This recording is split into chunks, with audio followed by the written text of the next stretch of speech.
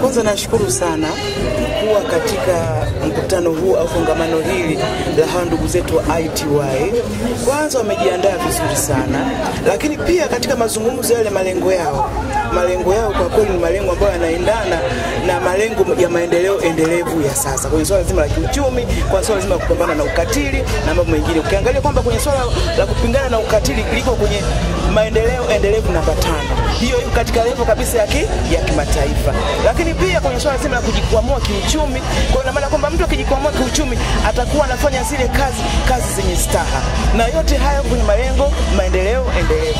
Kwa ninachoweza kusema ni kwamba naendelea kuwapongeza sana hii taasisi ya ITY, na bahati nzuri mimi nimekuwa ni mlezi wao. Na bahati nzuri mimi ni mwanaharakati wa haki za wanawake na watoto. Kwa hiyo ninaamini tutashirikiana sana, lakini aliyekuwa na wazo au na ndoto ile ya kuanzisha ITY, naomba niendelee kumtia moyo. Kwa kweli nimefanya jambo zuri sana, ni kwa ajili ya ustawi hasa wa wanawake, lakini pia familia zao, lakini pia kwa nchi kwa ujumla. Mama, hapo awali mwanamke alikuwa akionekana ni dhaifu, hasa kushika nyadhifa za juu za kuongoza. Tunaelekea uchaguzi mama, rai yako yoyote kwa wanawake? Rai yangu kama nilivyosema kwamba wanawake wajitokeze kwa wingi kugombea nafasi mbalimbali na ofisi za udiwani wa kata, nafasi za ubunge wa majimbo. Kwa sababu nilivyosema kwamba tunataka 20-30 tufike 50 kwa 50. Sasa tunapotaka kusema kwamba tuingie kwenye nyadhifa zozote, kwamba kwenye masuala ya uongozi, kwenye kazi za maamuzi na mengineo, kwanza tuingie kwenye kugombea zile nafasi. Tukiingia katika kugombea nafasi, kwa hiyo ina maana kwamba ajenda ya wanawake itakuwa mbele. Kwa hiyo ikiwa ajenda ya wanawake tutaizungumza, ina maana kwamba wanawake tuendelea kujikomboa pamoja na mila na desturi zile ambazo zilikuwa zikituta nyuma, lakini sasa hivi tunaona kabisa kuna maendeleo makubwa, na mwisho wa siku wanawake tutatawala dunia. ITY Tanzania ni kifupi cha jina la taasisi inayotambulika kama Itambue Thamani Yako Mwanamke.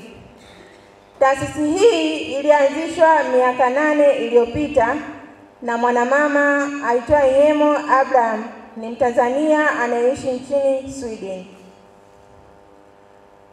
ITY Tanzania ilianzishwa ikiwa kama kikundi cha wanawake kilichoanzia kwenye mtandao wa kijamii uitwao Facebook. Huko wanawake wengi walijiunga, ikiwa ni grupu la maongezi, simulizi, ushauri kwa masuala ya usuyo mwanamke. Lakini baada ya kuona mwitikio mkubwa wa wanawake kutaka kujikwamua kifikra, uchumi na changamoto mbalimbali, ndipo ITY ikaamua kuwa taasisi kuwezesha wanawake na watoto. Kauli mbiu ya taasisi yetu ni mwanamke jipende, jitunze na jiamini. Tunaomba uwe mlezi wa kikundi chetu. Ongeza makofi ya kutosha. 2. Taasisi au kikundi chetu kina uhitaji wa kupata ofisi, kwani hatuna ofisi ya kufanyia shughuli zetu. Tunazifanya shughuli zetu kwa kupitia groups za WhatsApp. Hivyo tuna imani kwako mama yetu na kiongozi mahiri, usiye na ubaguzi, unayegusa kila mahali. Nasi tunatumaini kubwa juu ya ombi letu, utatuwezesha na kutushika mkono ili kufanikisha tuweze kupata ofisi. 3. Kutusaidia kutushika mkono pale ambapo tunahitaji kutoa msaada kwa ajili ya kuwasaidia wahitaji. 4. Kutuunganisha katika makundi mengine yanayotoa huduma kwa jamii, ikiwa pamoja na kututambua